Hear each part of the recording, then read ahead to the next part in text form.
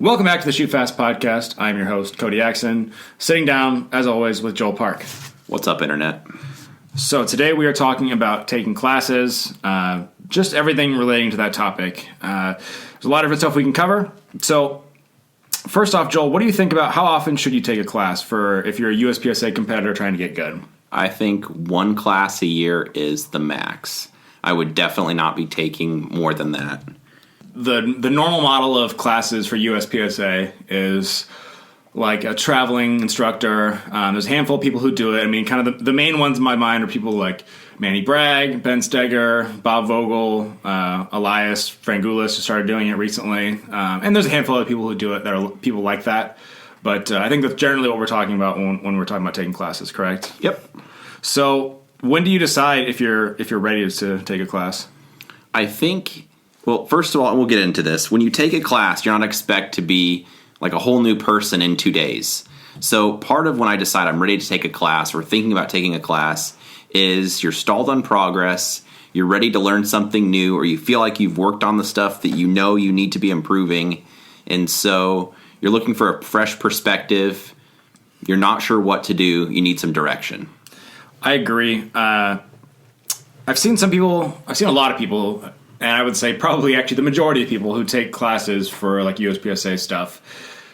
I think they go to these classes expecting that they're going to get a lot better like that day, or they're going to learn something that's going to like show them the secret for the next level, or they're going to go to the class and be super motivated to train after that when they weren't before, and then now they're going to want to, work really hard and get better. And I don't think any of those are really reasonable expectations. I think the next level expectation could be somewhat realistic if you were stalled and you just don't know where to go from here, and then you have this breakthrough on them showing you've been doing this all wrong. You need to look at doing this. You're getting like a technique change, something for you to take home and really work on hard in live fire and dry fire. That could be game changing, showing you a different way to do it. But the class itself will not make you any better. Yeah.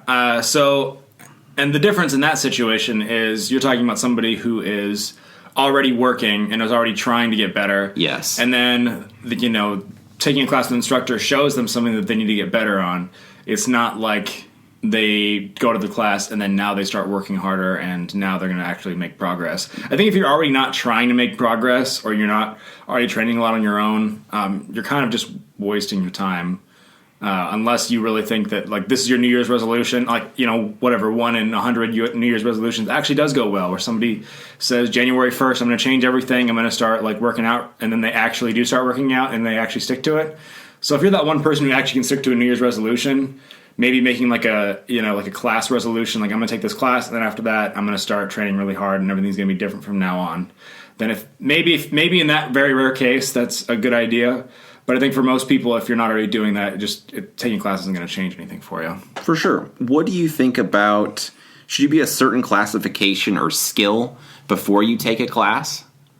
Well, I think you should definitely need to be able to shoot a USPSA stage. Like, so just having the ability to, like, move around with a gun in your hand, like, be able to draw safely, reload safety, like, not break 180. Just an understanding of the sport. Understanding the sport and definitely understanding the safety rules for sure. So I think once you understand the safety rules, like you maybe shot a couple matches and you can do it without getting DQ. Maybe you already like have gotten a classification in USPSA. If USPSA is your focus, maybe you already be like, even if you're just like D or C class, that's fine. Just as long as you have a classification, you've been doing it for a little bit. I would say that's preferable, but not required. I think what you said was excellent. To add to that, I would hate to go to a class and them be teaching really good information, but me spending the whole time struggling just to hit stuff. Yes. Or just, I don't use beginner or entry level type of skills, because let's say it's all fundamentals that you're just improving. But if you're not able to hit everything, or if you're just struggling with, we'll call it the basic things that you do in USPSA, it's going to be really frustrating, and that you're not going to get your money out of that class anyway. I did take a class with one of these traveling instructors where there was a person in the class where they were like a brand new shooter who didn't know like the most basic stuff. Like they couldn't hit like a moderate difficulty target. They couldn't hit it with no time limit. Like they couldn't they didn't have just a basic trigger control to be able to hit like a plate at like 15 yards. Like that's You're not talking about head box at 25, though. No, I'm talking literally like maybe a 12-inch plate at 15 yards, and they needed like hands-on instruction on how to be able to do the trigger control necessary just to be able to hit that target like once or twice. So if you're at that level, you're probably better off just taking a class from like a local person, or just like a beginning pistol type class, or maybe even like a concealed carry class. Just something where it teaches you like very basic marksmanship if you're at that level. Probably if you're at that level, you're probably not listening to this podcast. Yeah. But it's possible. Also, that would save you money because you could get a basic level class for, let's say, $75, $100. Maybe somebody you shoot with, you could pay $50 just to give you some pointers, something like that. Yeah, and I'm not railing on it from like a perspective of like, that's exactly the perspective I mean on it, is like you're wasting your money spending whatever $500 on like a big traveling instructor when really you just need to learn how to be able to shoot a target at a reasonable distance. And pretty much anybody who has taught a pistol class before can teach you how to do that. So. Yeah.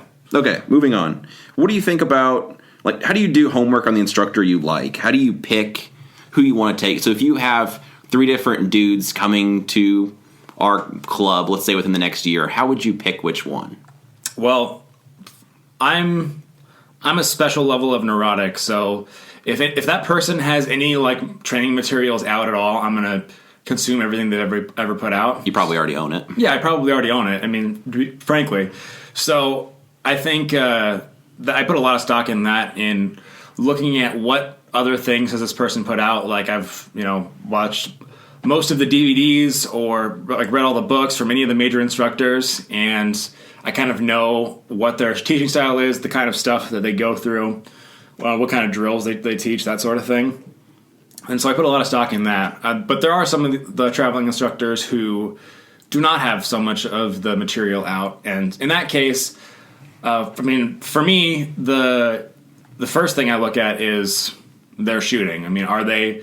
I'm not going to pay $500 for a class. I mean, from somebody you could beat, from somebody I can beat, like somebody who can beat handily, especially. Let's just cut to the chase. Yeah. Yeah.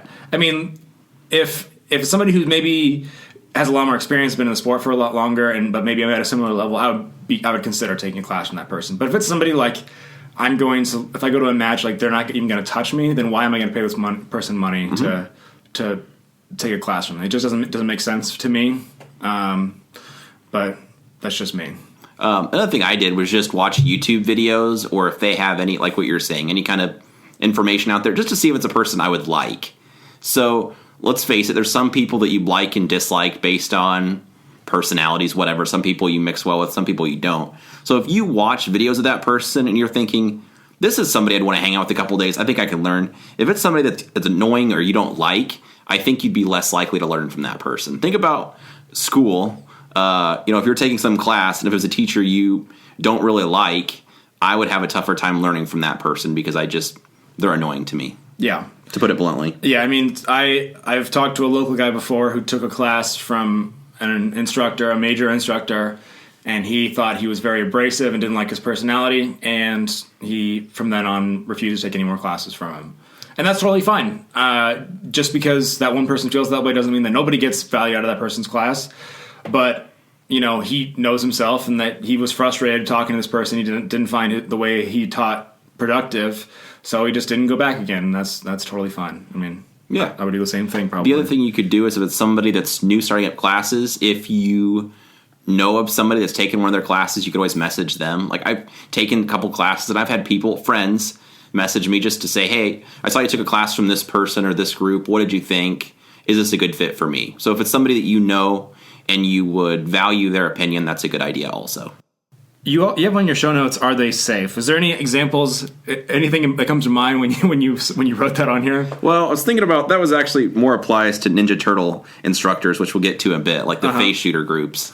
Yes, so you're not going to take like a James Yeager class where you're shooting past a photographer? They do that. Was it called like Temple Index or something, where you point the gun straight up in the air and then you put it next to your face? Yeah. That's the dumbest thing. And I'm sorry if you're a real world dude that's icing people and that's what you're trained to do. But to me, I don't know. It seems like a terrible idea. Yeah, it's one thing to take that class with a SWAT team and you're like a member of a SWAT team, and you trust the people you're on the SWAT team with, that's one thing.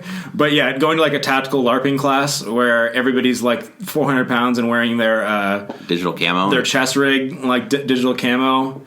It's like that meme, I'm an operator. Yeah, that dial guy. 0 for operator. Yeah, when you have that guy in the class, that's I guess that makes sense. And that would maybe apply to local instructors. Yeah. But just, are they safe? You know, just watching how the person shoots, conducts themselves. Yeah, and while we're on the topic, let's address that. What do you think about taking like the face shooter? So, I mean, we are coming at this from a USPSA perspective, but there's probably a lot more of those classes that are like the what I like to call the tactical LARPing, where it's like you're like a school teacher or like an accountant, and you want to go pretend to be like special forces on the weekends. Mm-hmm. So you save up like $1,000 to take this class from somebody like James Yeager. I mean, he's an easy one. I won't name all the names, but James Yeager's like, everybody can agree that guy's out there. So you take one of those types of classes. Do you think there's any kind of value in that stuff at all if USPSA is something that you're interested in? I think, it's a little bit of a tangent, I think those guys are good at teaching tactics. So somebody actually in that community, because I do have a CCW, I do carry a gun, and I am interested in obviously being able to protect myself or, you know, family, whatever. I just had his name and I lost it. The guy from Viking Tactics, he's a good dude. I can't think of his name now. Is it Kyle Lamb? I think so. Sure.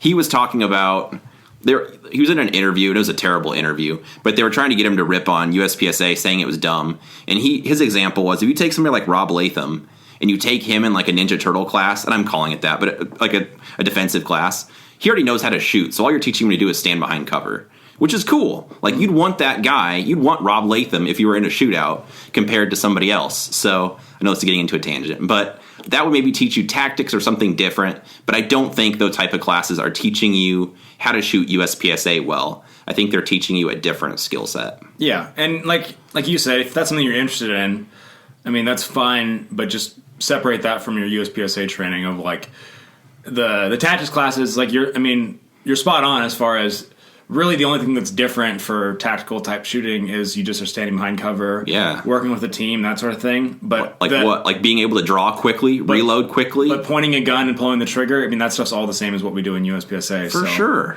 But yeah, that's all we have to say on that topic. Yeah, we don't need to go down that. Just a quick digression. Don't get me any more in that topic. What do you think about taking classes from more than one instructor from like more than one instructor in the USPSA world? I think it's a very good idea. Everybody, whenever you go to a class, I just apply logic, thinking wait a minute. I know.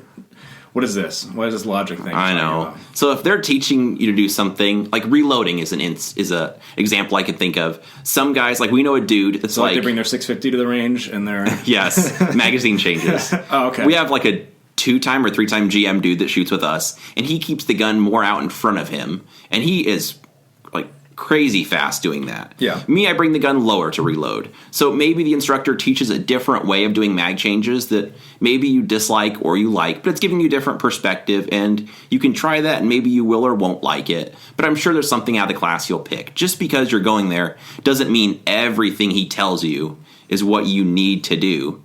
But it gives you different ideas, different perspectives. You look at those super squad level dudes, and let's say at nationals there's, let's say 3 guys or 4 guys, 5 guys that could win the match. It just may be down to that day. One of them has a little bit better day. One of them has a little bit worse day.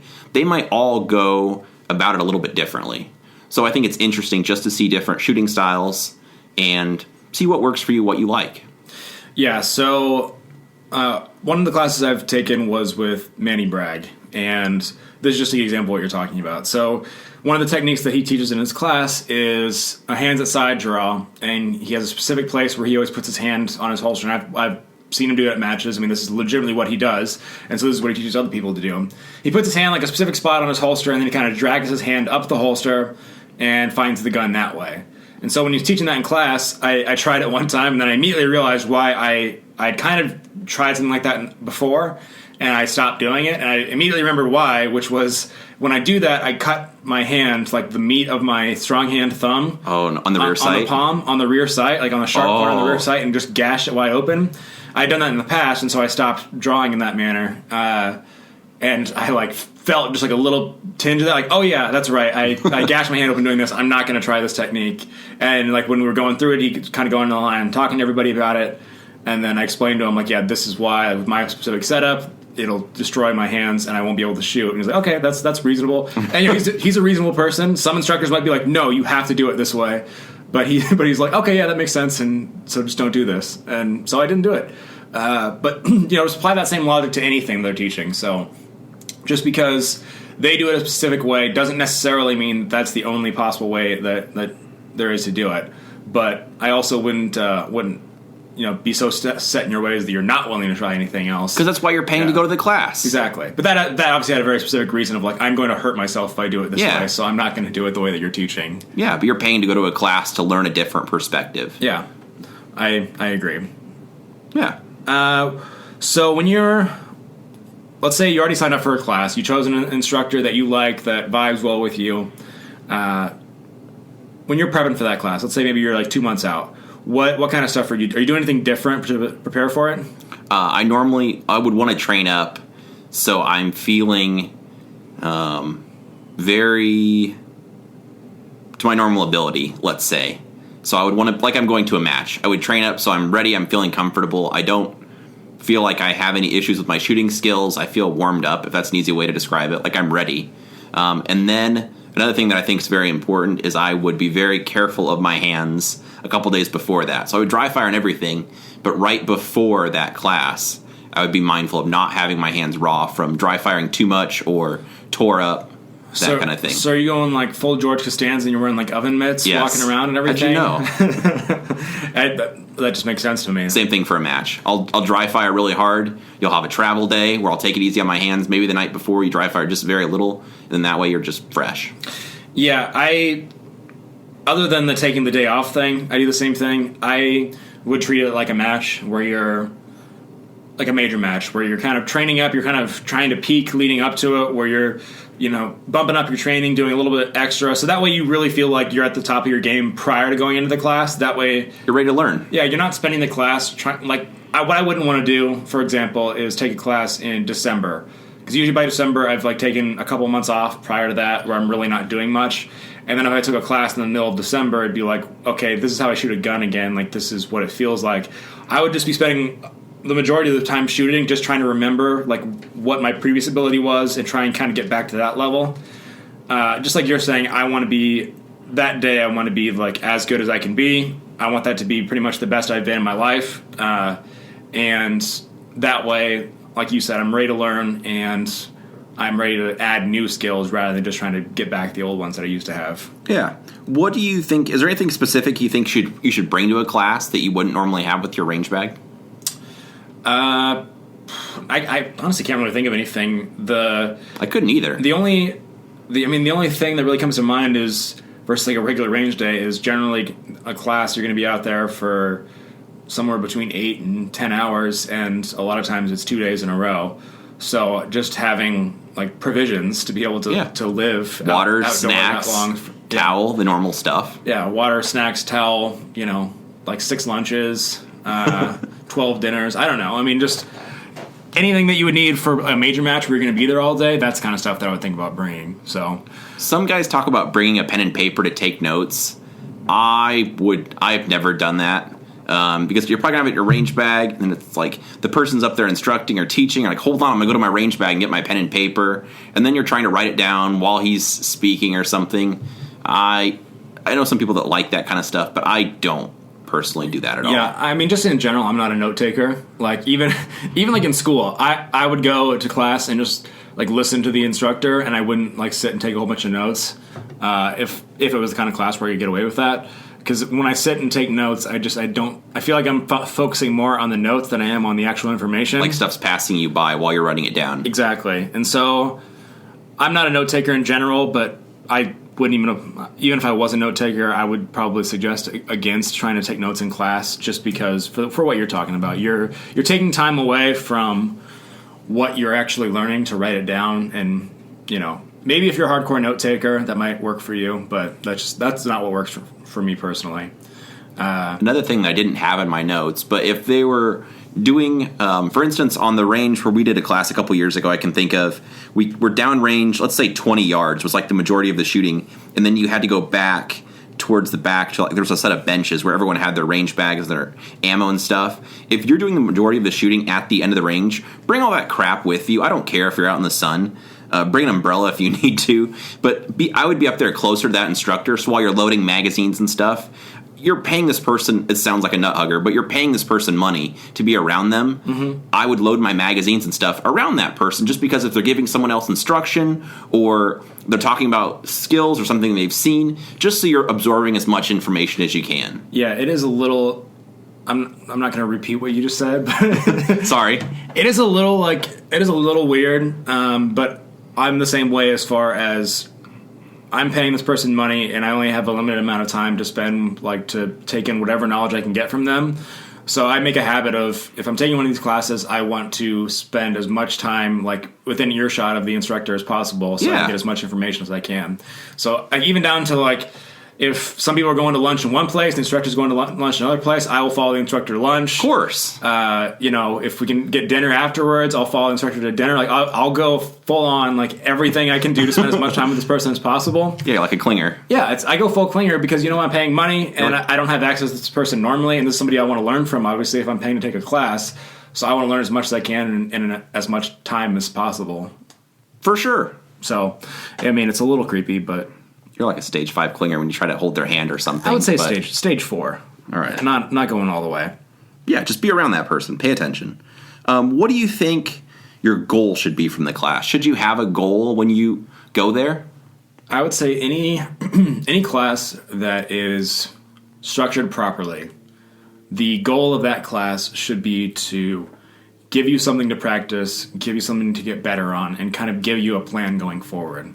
I think any instructor worth their salt understands that weekend or that day, that is not when you're getting better. You're getting better by taking that information and applying it going forward.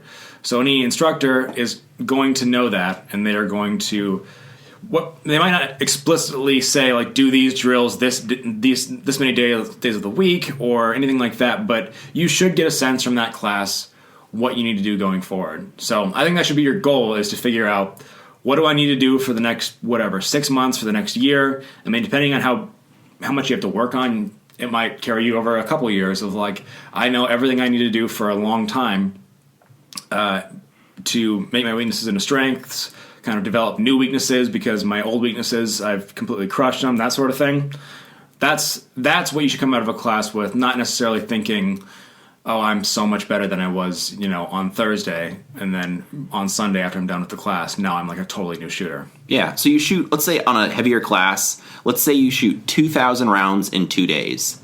That sounds like a lot of ammo, right? Well, I shoot, let's say 500 rounds per practice session, 4 weekends in a month. So that's 1 month's worth of practice. They're not having you shoot 2,000 rounds to make you better. A lot of times, and especially, I think it's very normal for classes, they'll set you up and they'll have like a first drill, which is really to size everyone up, which is really heavy in round count. It won't be a 8-shot speed shoot. It'll be a longer field course. The reason they're having you shoot so much is to find out all your weaknesses, and so it's easier to pick that out by seeing you shoot more. And then once they see those weaknesses, you're shooting a bunch of rounds as they coach you to do what they want you to do. You're not improving. You're shooting a ton to show them what you're doing wrong, and then you're shooting a ton as they try to correct it and show you what you need to be working on going forward in live fire and dry fire. The round count is not what makes you better. Yeah. Well, and that's especially true. I mean, the better you get, so the further along the growth chart you get, the more your improvement kind of flattens out, and the more it takes to, like a plateau, get just a little bit better. I know Ben Steger said on a podcast one time, which I liked, which was that basically for him to get 1% better, he would need to shoot 100,000 rounds. And for most people, the majority of people who shoot USPSA haven't shot 100,000 rounds in their life. And for him to get just a little bit better, that would be not even detectable to the naked eye. He was talking like 1 or 2% better, I think. 1% better. So, yeah. 1% better, that's not even visible to, you wouldn't notice that when watching somebody shoot if they're 1% better. But you would notice it in the scores, and over time, eventually, you would notice a 1% difference. So to have to shoot 100,000 rounds to get that small of a level of improvement is what we're talking about for very advanced people. I mean, that's somebody who's a world champion. So it scales back from there. But so if you're like a D-class shooter and you haven't done a lot of live fire practice, I mean, it's not unreasonable to think that shooting 2,000 rounds in a weekend, you will be better, the next day. When you go out, if you were to go out and practice the very next day afterwards, you would probably be better than you were the day before because you practice a whole bunch and you're getting better from doing practice. But that's not going to translate into long-term gains in terms of your match placements and your classification, whatever you're trying to improve. That's not going to translate over long-term if you don't continue to do the practice and continue to do the work. Yeah. All right. Did we already talk about taking classes from more than one instructor? Because I do want to circle back to that. We did a little bit, but we didn't go where you want to go, so go for it. Where do you think I want to go with this? So some instructors talk about that you need to just take classes from them. We talked about this before. I thought that's where you're heading towards. Yeah, this is where I'm going. So there are instructors out there. I can think of one in particular who likes to recommend that you shouldn't take classes from more than one instructor, or that you shouldn't take advice from more than one instructor. You should basically be like a disciple of one person, and you should follow everything that they have to say. And I don't really think that works. And I have a hard time looking at that advice and not thinking that as being entirely self-serving, where you're just trying to get people to only take your classes and only, subscribe to your podcast and only buy your books. Like a cult. I would actually, if somebody told me that, I would probably be dismissive of everything they would say and probably be less likely to take a class from that person. Because the best dudes out there are not going to tell you, no, don't go take a class from somebody else. Yes. So, I mean, just for me, for my own improvement. So I've taken a class from Manny Bragg and a class from Ben Steger. And I think those classes both helped me a lot at the time. But in addition to those, 2 weekend classes that I've taken in my life, I've listened to like 1,000 hours of shooting podcasts. I've read like probably 10 shooting books, and I've done thousands of hours of training on my own. So those things that I learned in those weekend classes aren't like gold where I'm going to follow exactly what I was taught in that class for my entire shooting career, or even one book. I'm not going to follow exactly what one book taught me forever, and that's the gospel of I'm going to always do exactly what this book says and never do anything else. The way that it's worked for me personally is I've kind of just over time combined everything that I've heard and everything that I've read and every class that I've taken. Everything kind of combines to where I'm at now. And I've kind of developed my own personal way of doing things, my own personal system, my own personal way of like doing drills and combining things. And that's what worked for me, and that's what, lines up well in my brain. But I would never turn around and tell somebody else, like, this is the way that I've done it. I've done all this research, and you need to listen to exactly what I'm saying, otherwise you're wrong. I just don't think it works that way. I think it's a very individual thing, and you need to take information from as many places as possible and just kind of put it all together in your own personal way. What do you think?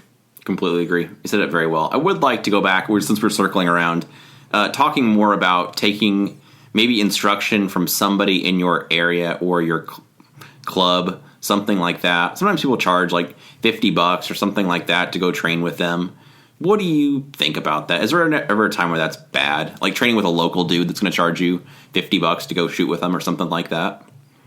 Yeah, I mean, so full disclosure, this is something that I would like to do at some point. So I'm obviously my answer is going to be a little bit colored by service here, but I do think that if maybe you have been working at getting better, but maybe you're not quite sure, you haven't quite figured out like what you need to do to direct your practice, or like maybe you're just a little bit lost, or there's certain things in your shooting that you're not figuring out for one reason or another. I think it can be really useful to find a local person who offers coaching, or maybe if you can talk them into taking you to the range for free, good luck. But definitely if they offer some sort of coaching where you can get them can get some one-on-one time, I think that's probably a good thing for most people. Or if you just get one range session with them, just, hey, let me know when you're going to the range. Yeah. That'd be awesome. I know because we got a listener question. I won't read it off because it was like a paragraph long. But basically that was the essence of it. He was wondering about if I haven't really don't really know that much about USPSA, and I've got a local guy who's charging, I think it was like $50 an hour for training. Do you think it's a good idea to go take a class from this person? And that really just comes down to what's your experience level. Do you think that, getting some one-on-one time is what you need? And if it is, then I have no problem with, taking some local coaching and, seeing if it helps you out. As long as the problem is not motivation. Yeah. You need to be motivated. You just need direction. Yeah, I agree. And that's really the thesis of everything we're saying here as far as taking classes is it's not going to help you with your motivation. Like it'll help you with that, like that initial, it's kind of like going to church camp where like when you get back from church camp, you're like all about Jesus. When you get done with a USPSA class, you're like, for like a week, you're like, oh my God, I'm going to go so hard. I'm going to train so much from now on. And then like 2 weeks later, then, you're just kind of back to being lukewarm about it. I'm not seeing the correlation, but we must have different upbringings. Did you ever go to church camp? I don't think so. Oh man, I went to church camp and afterwards I was like, I'm going to be the Jesus kid now. And then, eventually that just kind of, it just goes, you just go back to normal after a while. But it definitely get that big shot of motivation all at once. That explains how you are the way you are. Okay. All right, so that's our piece on taking classes. Take from that what you will. We have a listener question that we want to answer, and Joel, go ahead. It's basic. To summarize his question, he just wanted to know, him and his friends talk about ammo a lot and reloading, and they wanted to know, why did we decide to reload? Do we reload for quality or price? And what do we reload? When I say quality, I mean just quality of the ammunition. And we are now talking about, taking your 650 out. We're not. We're I already made it. RCBS, Rock Chucker, whatever. Okay, you use. Okay. You don't know what that is. I know it's a bad press. That's all I know. It's awesome for rifle, bro. Okay, cool. I couldn't possibly care less. All right. Anyway, so I reload. For me, reloading is all about getting the most rounds for my money possible. I shoot a lot, and I am not independently wealthy as of this moment. So, in order to be able to afford to shoot as much as I do, I have to reload, and I have to be able to reload for cheap. So, give me like some numbers. Like, how much of a savings are you doing? Like, is 50% fair, or 75%, or 10%? If you don't factor in the cost of the press, if you don't factor in any of the hardware, if you're only talking about components, then I'm less than 50% of well less than 50% of the cost of factory 40 caliber. And then you factor in the cost of the press, and certainly if you go like full on, you get like an auto drive 1050. It's going to take you a long time to recoup your losses on that and get back to zero basically, and then start really saving money. But the other thing is, for competition, we're shooting ammo that isn't necessarily exactly the same as factory ammo. Especially so if you're shooting like limited or open, this is especially true. I shoot a 2011, so for 2011s, it's a 1911 designed for a longer cartridge, so you're not shooting factory length 40 caliber out of it if you can help it, because it makes the gun run better to have the longer ammo. So you can't unless you get it from like a boutique USPSA oriented reloader place. We won't drop any names. Yeah, we won't drop any names because none of them are paying us money to drop their names. Yeah. But insert your name here. But, you have to go to one of those places to get ammo that is the right length to run your gun optimally. And that's not going to be value priced from what I've seen. Yes. So, in order to get the ammo exactly the way that I want it anyway, I'm going to have to reload. And then it's way cheaper in the long run. So, obviously, reloading is a simple choice. Same thing with open. You cannot get open ammo anywhere except for like 2 places, and that is very expensive. Because it's way over SAMI spec. Yeah, it's like a legal issue. Yeah, like federal ammunition would like have a heart attack if they tried to sell open, because like they'd blow up. Somebody would try and run it like their M&P shield, like, oh, it's this new federal open ammo, it must be great, and then they'd like shoot it through the M&P shield and they'd blow up the gun in their hand, and then they'd be out millions of dollars to try and make like an extra, a couple $1,000s on their bottom line for servicing USPSA shooters. So I get why companies like that don't want to do that. Yeah. So reloading, just circle back. Sorry, I didn't mean to cut you off. Go ahead. Yeah. So I don't go So I reload with blue bullets. I've always used blue bullets. The reason why I do that is because they are the cheapest and they still work great. I mean, that was the first bullet that I bought when I first started reloading, and I've never used anything else. So it might be like different reloading other things, but that's the only thing I've ever used, so that's the only thing I can say from my experience is that they work and they are at the lowest price point possible. There are a couple other things that are like at competing price points, but if they're exactly the same price and what I'm using is working, then there's no reason to change. I mean, that's where I'm at on that. Primers, I do not go for like the dead cheapest primers.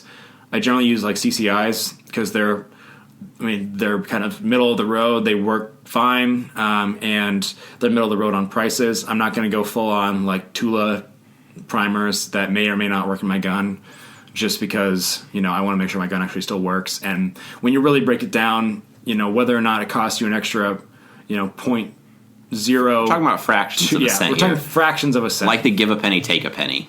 Yeah. And then brass, I use range brass. I just use it until it cracks and just keep on going and going that way. What about you? I mean, what are your component breakdowns on that? Well, like you said, just to kind of, what you said was excellent, so I'm not going to parrot a lot of that stuff. But yes, we shoot so much. Let's say I'll shoot probably 25 to 30,000 rounds. I could not afford to shoot that much factory ammo, so I just have to reload. I don't enjoy it. It's just got to be done if I want to shoot as much as I do. As you mentioned, factory ammo, even for my little nickel-plated sissy pistols, white box, 115 grain stuff snaps a lot more than reloaded 147 grain bullets. So just to be competitive, I'm not going to say you can't win with white box, but this stuff is just a lot softer. So I know it makes you more competitive. It makes me feel better. Production, I think, is probably the division where you're best off with factory ammo, like more so than any other division.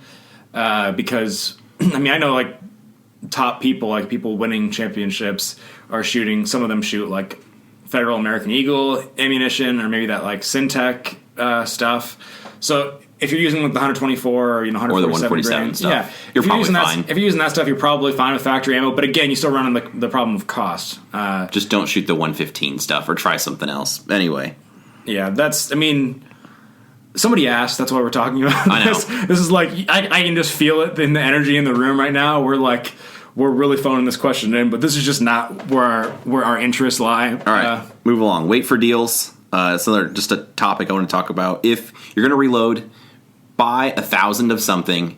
Make sure they work in your gun. 1,000 or 2,000.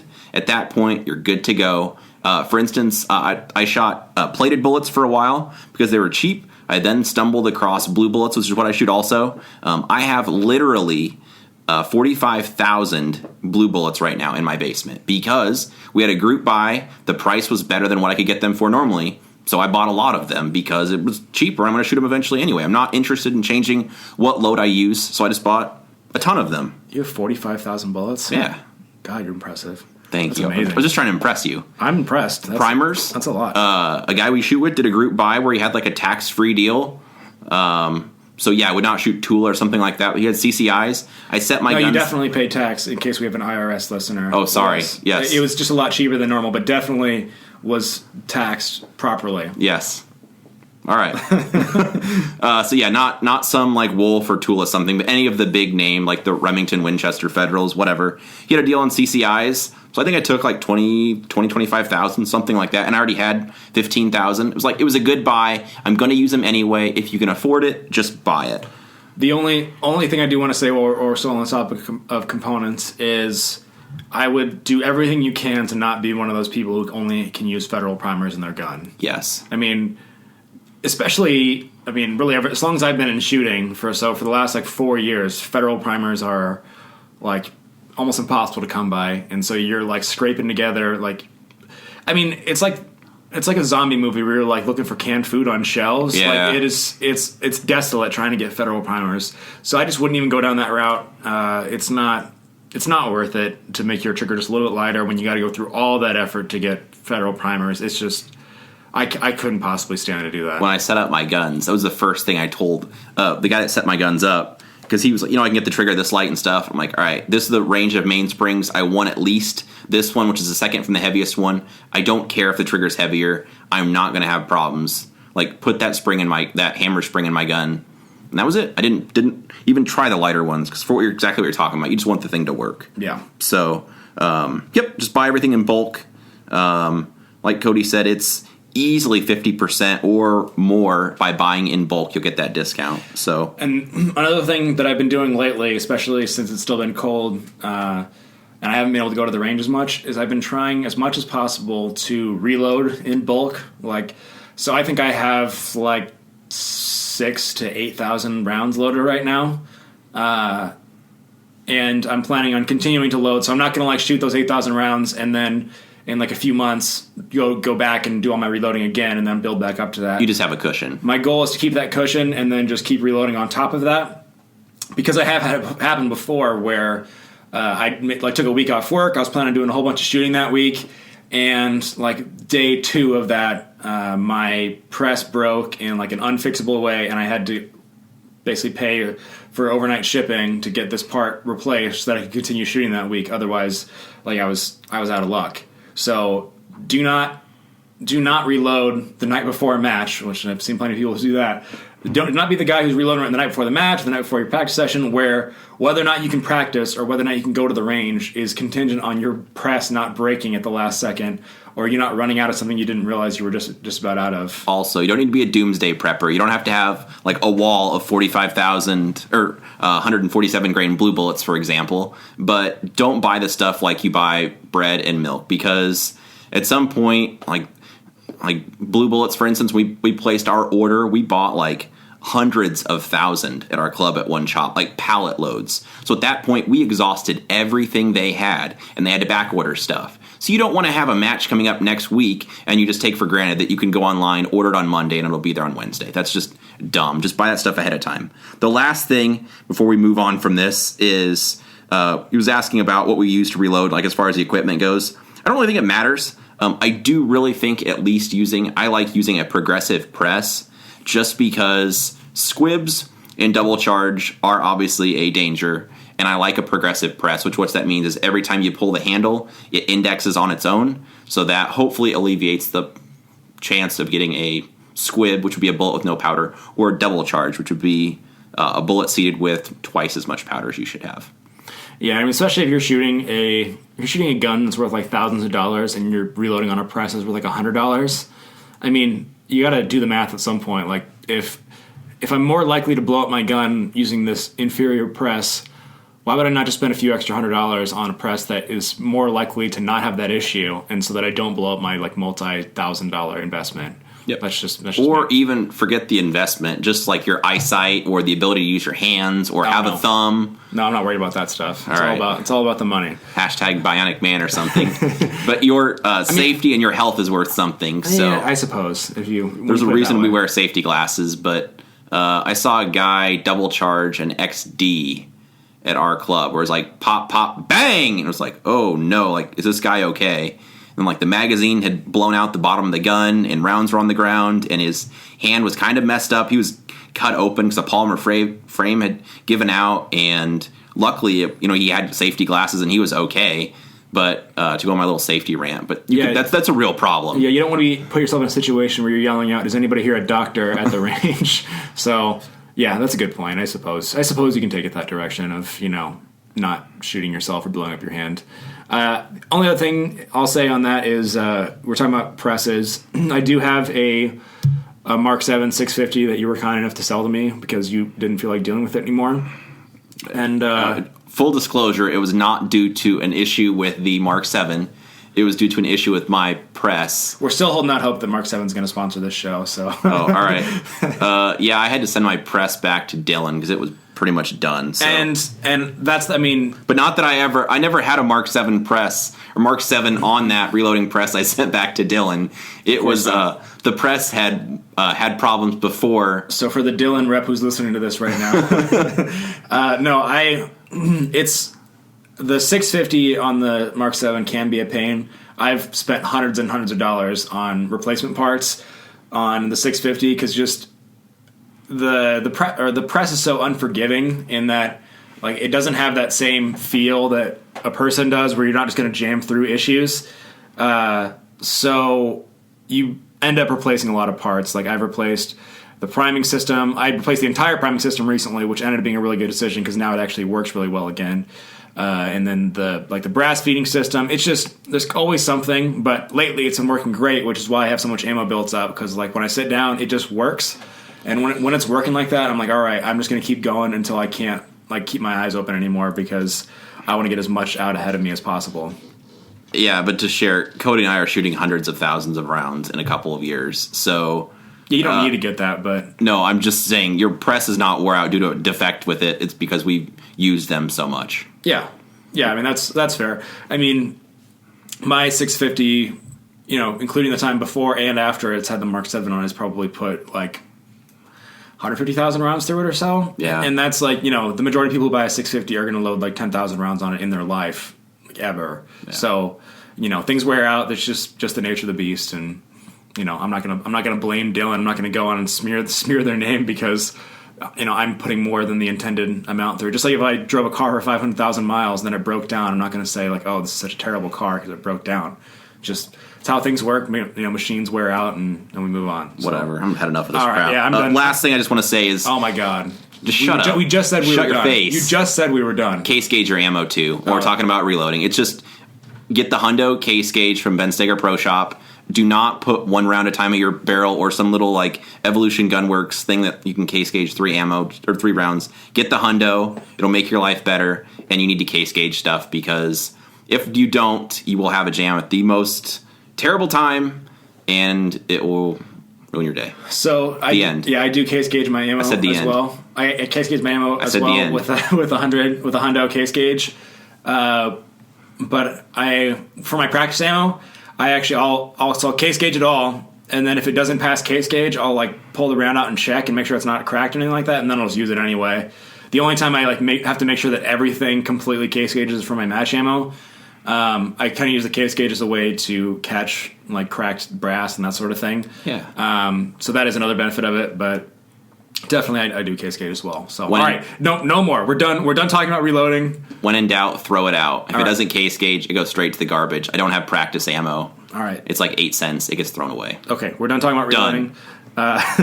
So that's all we have for you guys this week, and we'll talk to you guys next time. Thanks for listening.